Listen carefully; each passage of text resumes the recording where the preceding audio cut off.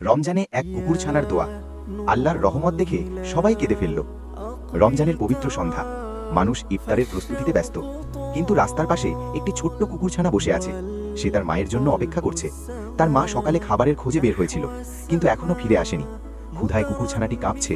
কিছু মানুষের কাছে গিয়ে খাবার চাইল, কিন্তু সবাই তাকে তাড়িয়ে দিল। ছোট্ট প্রাণীটা ধীরে ধীরে একটি মসজিদের সামনে গিয়ে বসে পড়ল। কুকুরছানাটি আকাশের দিকে তাকিয়ে কাঁদতে লাগলো, যেন বলছে, হে আল্লাহ, আমি খুব ক্ষুধার্ত, আমার মাও নেই, তুমি তো সব প্রাণীর রব, আমাকে সাহায্য করো।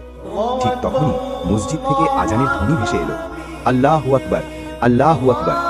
আজানের সাথে সাথে একজন দয়ালু মানুষ মসজিদ থেকে বের হয়ে এলেন। তিনি কুকুরছানাটিকে দেখে খাবার আর পানি দিলেন। ইসলাম আমাদের শেখায়, একটি ক্ষুধার্ত প্রাণীকে খাবার দেওয়াও বড় সওয়াবের কাজ। হয়তো এই ছোট্ট দয়ার কাজই কিয়ামতের দিন আপনার জন্য রহমত হয়ে দাঁড়াবে।